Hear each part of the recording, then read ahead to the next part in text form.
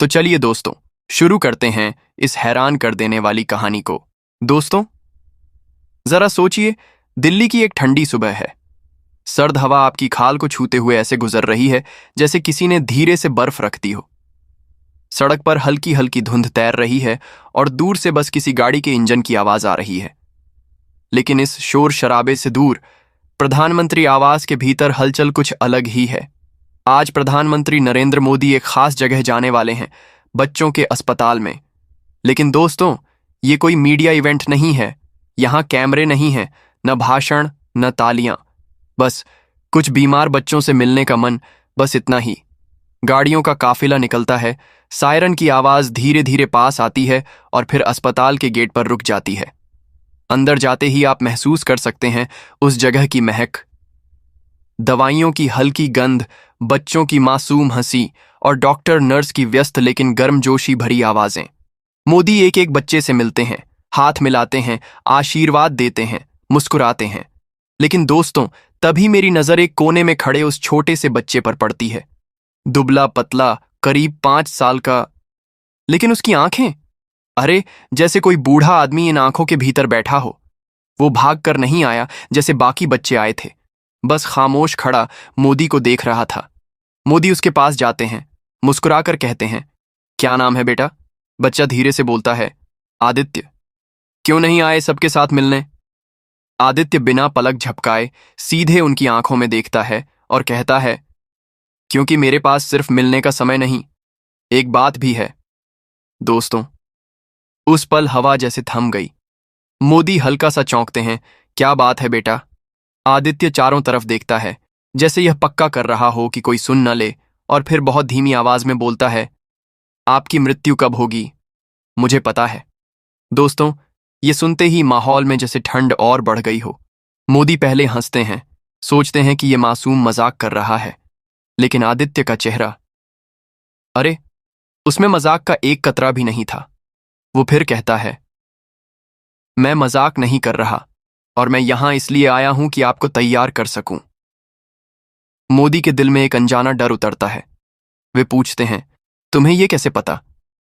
आदित्य शांत स्वर में कहता है, आपकी मौत से पहले इस देश में बहुत बड़ी घटना होगी, और मैं यहां उसे रोकने आया हूं। दोस्तों, ये सुनते ही मोदी जैसे पत्थर हो गए। कौन है ये बच्चा, और इसे इतनी बड़ी बात कैसे पता? दोस्तों, अब कहानी यहां से और भी दिलचस्प होने वाली है। मोदी जी के चेहरे पर वो सामान्य मुस्कान अब गायब हो चुकी थी। उनकी जगह थी एक गहरी, सोच में डूबी हुई नजर। वो झुककर आदित्य से बोले, तुम मेरे साथ थोड़ी देर बैठोगे? आदित्य ने बस सिर हिलाकर हां कहा। अस्पताल के एक शांत कमरे में दोनों बैठे थे। बाहर से बच्चों की हंसी और वार्ड में चल रही मशीनों की बीप बीप की आवाज आ रही थी। मोदी जी ने धीरे से पूछा, तुम्हें यह सब किसने बताया? किसी ने सिखाया है या सपना देखा है? आदित्य ने अपनी मासूम सी लेकिन गंभीर आवाज में कहा, यह मैंने देखा है, अपने सपनों में नहीं, अपने पिछले जन्म में। दोस्तों, सुनकर आपको भी अजीब लग रहा होगा, है ना? लेकिन मोदी जी के लिए यह पल बिल्कुल अलग था। एक तरफ वो प्रधानमंत्री थे, जिनका दिमाग हमेशा हकीकत और तर्क पर चलता था, और दूसरी तरफ 5 साल का बच्चा, जो इतनी साफ और ठोस बात कर रहा था कि उसमें झूठ की गंध भी नहीं थी। मोदी ने गहरी सांस लेकर कहा, पिछला जन्म, इसका मतलब?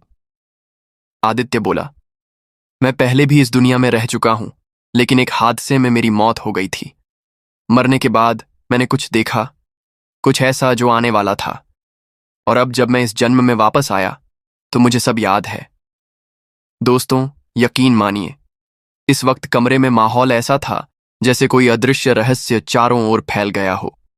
मोदी जी के पास सुरक्षा एजेंसियों की फौज है, खुफिया विभाग की रिपोर्ट है, लेकिन 5 साल के बच्चे के मुंह से निकलती ऐसी बात, ये किसी रिपोर्ट में नहीं मिल सकती थी। मोदी ने गंभीर होकर पूछा, अगर तुम्हें सब याद है तो मुझे बताओ वो बड़ी घटना क्या है? आदित्य कुछ पल खामोश रहा, फिर बोला, मैं सब नहीं बता सकता। अगर मैंने आपको सब कुछ कह दिया तो जो होना है वो बदल जाएगा, और मौत भी बदल सकती है। लेकिन हां, इतना जान लीजिए, वो घटना आपके किसी करीबी के साथ जुड़ी होगी, और उसका असर पूरे देश पर पड़ेगा। दोस्तों, मोदी जी के चेहरे पर चिंता की लकीरें और गहरी हो गईं। उन्होंने तय किया कि इस बच्चे के बारे में और जानना होगा। अगले ही पल उन्होंने अपने एक भरोसेमंद अधिकारी को इशारा किया, आदित्य के परिवार को तुरंत मेरे पास लाओ। लेकिन दोस्तों, जो कहानी आदित्य के परिवार ने सुनाई उसने मोदी जी को और भी हिला दिया। दोस्तों, अब कहानी का असली रंग खुलने लगा है। थोड़ी देर बाद आदित्य के माता पिता को उस कमरे में लाया गया। एक साधारण से दिखने वाले मध्यम वर्गीय परिवार के लोग, पिता सरकारी नौकरी में क्लर्क, मां एक गृहिणी। उनके चेहरे पर सम्मान भी था और हल्की सी घबराहट भी, क्योंकि देश के प्रधानमंत्री उनके सामने बैठे थे। मोदी जी ने उन्हें शांत स्वर में कहा, डरिए मत, बस कुछ बातें करनी है। आपका बेटा आदित्य, इसके बारे में आप क्या जानते हैं? मां ने कांपती आवाज में कहा, सर, ये जन्म से ही थोड़ा अलग है। ये जो सपने देखता है वो सच हो जाते हैं। पहले हमें लगा संयोग है, लेकिन धीरे धीरे हमें यकीन हो गया कि इसके पास कुछ है जो हम समझ नहीं सकते। पिता ने बीच में कहा, जब ये 3 साल का था तब एक दिन खेलते खेलते बोला कि पास के पुल पर आज एक बड़ा हादसा होगा। हम हंस दिए, लेकिन उसी शाम खबर आई कि वही पुल टूट गया और कई लोग घायल हो गए। दोस्तों, मोदी जी की आंखें अब पूरी तरह गंभीर हो चुकी थीं। ये अब महज एक बच्चा नहीं लग रहा था, बल्कि किसी रहस्यमय किताब का खुला पन्ना जिसमें भविष्य की इबारतें लिखी थीं। मां ने आगे कहा, लेकिन सर, पिछले कुछ महीनों से ये एक ही बात बार बार कह रहा है आपके बारे में। कहता है कि आपने एक बहुत बड़ा फैसला लेने से पहले सावधान रहना होगा, वरना। मां रुक गईं, आंखों में डर उतर आया। मोदी जी ने धीरे से पूछा, वरना क्या? मां ने धीरे से कहा, वरना वो कहता है कि आप नहीं रहेंगे। दोस्तों, उस वक्त कमरे में जैसे हवा भारी हो गई। मोदी जी ने आदित्य की तरफ देखा। वो बच्चा अब भी उतनी ही शांति से उन्हें घूर रहा था जैसे उनकी आंखों के भीतर झांक रहा हो। मोदी जी ने निश्चय किया, इस बच्चे को अपने पास रखना होगा जब तक सच्चाई सामने नहीं आती। उन्होंने अपने अधिकारियों को निर्देश दिया कि आदित्य और उसके परिवार को गुप्त रूप से दिल्ली में सुरक्षित ठिकाने पर रखा जाए। लेकिन दोस्तों, जैसे ही यह आदेश बाहर निकला, प्रधानमंत्री के सबसे करीबी सुरक्षा अधिकारी ने उन्हें अलग ले जाकर एक बात कही, और वो बात सुनकर मोदी जी का शक और गहरा गया। दोस्तों, अब कहानी में सस्पेंस और भी गहरा होने वाला है। मोदी जी कमरे से बाहर निकले ही थे कि उनका सबसे भरोसेमंद सुरक्षा अधिकारी राजीव तेज कदमों से उनके पास आया। उसके चेहरे पर वही भाव था जो किसी को बहुत बड़ा राज बताने से पहले होते हैं, घबराहट और गंभीरता का मिलाजुला रंग। राजीव ने धीमी आवाज में कहा, सर, हमें इस बच्चे के बारे में कुछ अजीब जानकारी मिली है। मोदी जी ने भौहें चढ़ाईं। क्या मतलब? दोस्तों, जरा सोचिए। राजीव जैसे अनुभवी अधिकारी की आवाज में हल्का कंपी थी। उसने आगे कहा, सर, हमने आदित्य का बैकग्राउंड चेक किया, जन्म, स्कूल, मेडिकल रिपोर्ट सब देखा। लेकिन सर, इस बच्चे का नाम हमारे एक पुराने केस फाइल में भी दर्ज है। मोदी जी चौंक गए। कैसा केस? राजीव ने चारों ओर देखा, फिर एक फाइल निकालकर उनके हाथ में थमा दी। फाइल के ऊपर मोटे अक्षरों में लिखा था, ऑपरेशन नीलवर्ण। राजीव बोला, सर, यह फाइल 15 साल पुरानी है। इसमें एक दुर्घटना दर्ज है जिसमें एक लड़का मरा था। नाम आदित्य, उम्र 5 साल। हादसा बेहद रहस्यमय था। पुलिस रिपोर्ट में लिखा है कि मरने से कुछ घंटे पहले उस बच्चे ने अपने पिता को कहा था, आज मैं मरने वाला हूं, लेकिन फिर लौट कर आऊंगा क्योंकि मेरे पास अधूरा काम है। दोस्तों, सुनते ही मोदी जी के हाथ से फाइल लगभग छूट गई। 15 साल पहले मरा आदित्य और आज का 5 साल का आदित्य, क्या ये वही आत्मा है जो वापस आई है? राजीव ने आगे कहा, सर, मैं पक्के तौर पर नहीं कह सकता कि ये वही है, लेकिन मेडिकल रिकॉर्ड, चेहरे की बनावट और यहां तक कि जन्मतिथि के अंकों का मेल, सब कुछ अजीब तरह से जुड़ा हुआ है। और सर, उस पुराने केस में एक बात और थी, मरने से पहले उस लड़के ने एक और नाम लिया था और वो नाम आपका था। दोस्तों, मोदी जी के दिल में अब एक ठंडी लहर दौड़ गई। एक बच्चा जो शायद पिछले जन्म में भी उन्हें जानता था, आज फिर उनके सामने खड़ा था और उनकी मौत की तारीख जानने का दावा कर रहा था। लेकिन अब सवाल यह था, ये बच्चा उनके जीवन में क्यों लौटा है और वो बड़ी घटना क्या है जिसे रोकना जरूरी है। दोस्तों, असली मोड़ अब आने वाला है। दोस्तों, अब कहानी उस मोड़ पर पहुंच गई है जहां रहस्य की परतें खुद खुलने लगी हैं। अगले दिन सुबह प्रधानमंत्री निवास में आदित्य को एक शांत कमरे में बुलाया गया। खिड़की से हल्की धूप अंदर आ रही थी, लेकिन माहौल में एक अजीब सा तनाव था। मोदी जी अकेले बैठे थे, सामने वही 5 साल का बच्चा जिसकी आंखें अब भी वैसी ही गहरी और बेफिक्र थीं। मोदी जी ने धीमे स्वर में कहा, आदित्य, तुम बार बार कह रहे हो कि एक बड़ी घटना होगी। मुझे बस इतना बता दो कि वो किस तरह की घटना है, राजनीतिक, प्राकृतिक या कुछ और। दोस्तों, आदित्य ने अपना छोटा सा चेहरा ऊपर उठाया, कुछ पल मोदी जी को देखता रहा और फिर बहुत शांत स्वर में बोला, वो एक हमला होगा, और वो सिर्फ आप पर नहीं बल्कि इस देश की आत्मा पर होगा। कमरे की हवा जैसे थम गई। मोदी जी ने जल्दी से पूछा, कौन करेगा ये? आदित्य ने सिर हिलाया, मैं नाम नहीं ले सकता, लेकिन मैं आपको ये बता सकता हूं कि ये हमला तब होगा जब आप एक बहुत बड़े फैसले की घोषणा करने वाले होंगे, और उस फैसले के बाद देश का भविष्य बदल जाएगा। दोस्तों, मोदी जी की आंखों में अब सस्पेंस के साथ साथ डर भी उतर आया था। उन्होंने आगे झुककर कहा, ये कब होगा? आदित्य ने कहा, जल्दी, लेकिन आपके पास इसे रोकने का एक ही तरीका है। आपको उस इंसान को पहचानना होगा जो हमेशा आपके सबसे पास दिखता है लेकिन दिल से सबसे दूर है। मोदी जी के दिल की धड़कनें तेज हो गईं।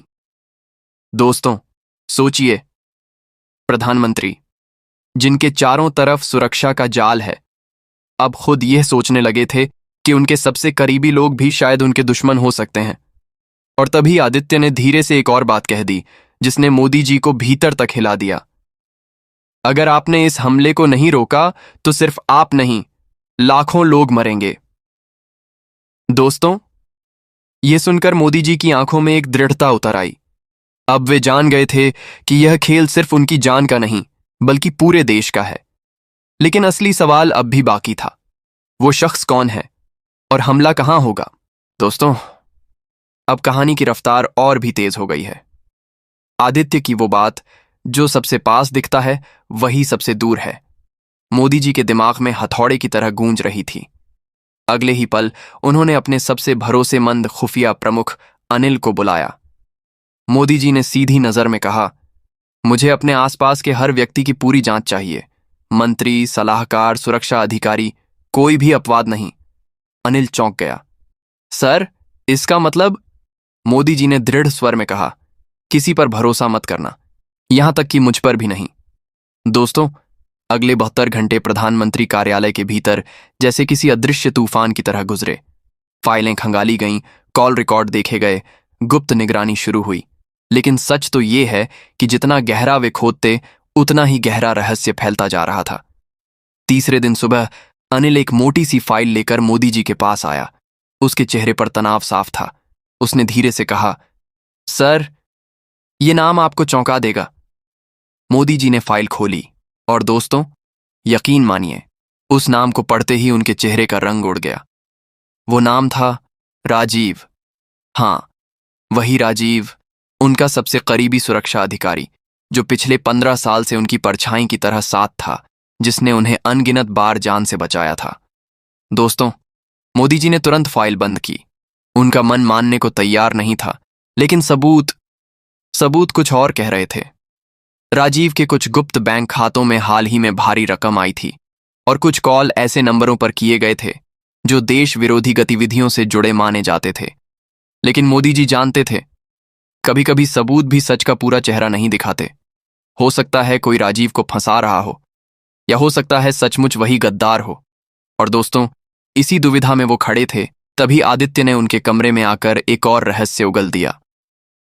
अगर आप इस शख्स को पहचानने में देर करेंगे तो हमला आपकी आंखों के सामने होगा और आप कुछ नहीं कर पाएंगे। अब मोदी जी के पास वक्त कम था और शक बढ़ता जा रहा था। दोस्तों, अब कहानी अपने चरम की तरफ बढ़ रही है। मोदी जी ने ठान लिया कि अगर सच सामने लाना है तो उन्हें खुद खेल में उतरना होगा। लेकिन ये खेल सीधा नहीं था। ये एक ऐसा जाल था जिसमें दुश्मन को खुद आकर फंसना था। रात का समय था प्रधानमंत्री आवास का एक गुप्त कमरा जहां सिर्फ चुनिंदा लोग ही आ सकते थे। वहां मोदी जी, अनिल और राजीव मौजूद थे। मोदी जी ने दोनों के सामने एक नकली खुफिया रिपोर्ट रखी। रिपोर्ट में लिखा था कि वो अगले हफ्ते एक बेहद गोपनीय मीटिंग के लिए कश्मीर जाने वाले हैं। असलियत में ऐसी कोई मीटिंग थी ही नहीं। दोस्तों, यह रिपोर्ट असली नहीं थी, लेकिन इसका मकसद था देखना कि यह खबर बाहर कैसे और किसके जरिए निकलती है। मोदी जी ने इस बात को ऐसे पेश किया जैसे ये बिल्कुल गुप्त हो और सिर्फ इन दोनों को पता हो। अगले ही दिन से खुफिया एजेंसियों ने हर फोन कॉल, हर ईमेल, हर हलचल पर नजर रखनी शुरू कर दी। और दोस्तों, 2 दिन बाद वो कॉल आ ही गया। एक विदेशी नंबर पर दिल्ली से कॉल किया गया जिसमें कश्मीर वाली नकली मीटिंग की पूरी जानकारी दी गई थी। जब लोकेशन ट्रेस हुई तो सब दंग रह गए। कॉल प्रधानमंत्री आवास के भीतर से किया गया था और उस समय उस कमरे में सिर्फ राजीव मौजूद था। दोस्तों, अनिल ने जैसे ही ये खबर मोदी जी को दी, उनके चेहरे पर कोई हैरानी नहीं थी। शायद कहीं ना कहीं वो इसके लिए तैयार थे। लेकिन यह भी सच था कि राजीव की आंखों में झांकते हुए उनके दिल में अब भी सवाल था। क्या वो सच में गद्दार है या कोई उसे मोहरे की तरह इस्तेमाल कर रहा है? इसी उधेड़बुन में अगले दिन मोदी जी ने राजीव को अपने साथ एक सार्वजनिक कार्यक्रम में ले जाने का फैसला किया, जहां असली जाल बिछाया गया था। भीड़, मंच, कैमरे और एक गुप्त टीम जो हर हरकत पर नजर रख रही थी। दोस्तों, और फिर ठीक उसी वक्त भीड़ के बीच से एक साइलेंसर लगी पिस्तौल की चमक दिखी और एक गोली सीधी मोदी जी की तरफ बढ़ी। दोस्तों, अब वो पल आ गया था जिसके बारे में आदित्य शुरू से चेतावनी देता आ रहा था। मंच पर मोदी जी खड़े थे। भीड़ में तालियों की गड़गड़ाहट गूंज रही थी, लेकिन उनके कान सिर्फ अपने सुरक्षा दल की वॉकी टॉकी की फुसफुसाती हुई आवाजें सुन रहे थे। अनिल की आवाज कान में आई, सर, सावधान रहिए, कुछ गड़बड़ है। और दोस्तों, तभी भीड़ के बीच से धूप में एक हल्की सी चमक दिखी और अगले ही सेकंड साइलेंसर लगी पिस्तौल से एक गोली चल पड़ी। वक्त जैसे थम गया। गोली सीधे मोदी जी की ओर आ रही थी, लेकिन तभी सामने से राजीव ने छलांग लगाकर उन्हें गिरा दिया। गोली राजीव के कंधे को चीरती हुई निकल गई। दोस्तों, सब हक्के बक्के रह गए। वो राजीव जिस पर शक था, जिसने नकली खबर लीक की थी, वही आज अपनी जान दांव पर लगाकर प्रधानमंत्री की जान बचा रहा था। हमलावर को मौके पर ही पकड़ लिया गया और जब उससे पूछताछ हुई तो सच किसी फिल्म की कहानी जैसा था। असल गद्दार कोई और था जो राजीव को फंसाकर मोदी जी तक पहुंचना चाहता था। राजीव का नाम साफ होते ही मोदी जी के मन से एक भारी बोझ उतर गया। उन्होंने झुककर घायल राजीव का हाथ थामा और कहा, मुझे माफ कर दो दोस्त, मैं तुम पर शक कर बैठा था। राजीव ने हल्की मुस्कान के साथ जवाब दिया, सर, आपका बचना ही मेरी सबसे बड़ी जीत है। और दोस्तों, इसी दौरान आदित्य चुपचाप मोदी जी के पास आया। उसकी आंखों में संतोष था, जैसे उसने अपना अधूरा काम पूरा कर लिया हो। वो धीरे से बोला, मैंने आपको बचा दिया, अब मैं जा सकता हूं। मोदी जी चौंक गए। कहां? आदित्य ने मुस्कुराकर कहा, जहां से मैं आया था। दोस्तों, अगले ही दिन आदित्य और उसका परिवार बिना किसी को बताए दिल्ली छोड़ गया। न कोई पता, न कोई निशान, बस एक याद और वो सीख जो मोदी जी के दिल में हमेशा के लिए रह गई कि भरोसा और शक दोनों ही सोच समझकर करना चाहिए। दोस्तों, ये थी एक ऐसी कहानी जिसने हमें सिखाया कि जिंदगी में सबसे बड़ा हथियार है भरोसा और सबसे बड़ा खतरा है बेवजह का शक। कभी कभी सच्चाई वैसी नहीं होती जैसी दिखती है, और जिसे हम अपना दुश्मन मानते हैं वही हमारी ढाल बन जाता है। आदित्य चला गया, लेकिन अपने पीछे एक सबक छोड़ गया कि सही वक्त पर सही फैसला सिर्फ जिंदगी ही नहीं, पूरे देश को बचा सकता है। दोस्तों, हमें पता है कि आप में से कुछ लोग इस कहानी को सच मानेंगे और कुछ लोग इसे महज एक कल्पना समझेंगे, लेकिन आपका जो भी विचार हो, हम उसे जानना चाहेंगे। नीचे कमेंट बॉक्स में लिखकर हमें जरूर बताएं कि इस कहानी के बारे में आपका क्या सोचना है। और दोस्तों, आप इस वीडियो को देश या दुनिया के किस कोने से देख रहे हैं, यह भी हमें बताना मत भूलिए, क्योंकि जब हम आपके कमेंट पढ़ते हैं तो हमें अगली कहानियों के लिए और भी ज्यादा प्रेरणा मिलती है। तो दोस्तों, फिर मिलते हैं एक और रोमांचक और रहस्यमयी कहानी के साथ। तब तक के लिए आप सभी का दिल से धन्यवाद। जय हिंद, जय भारत।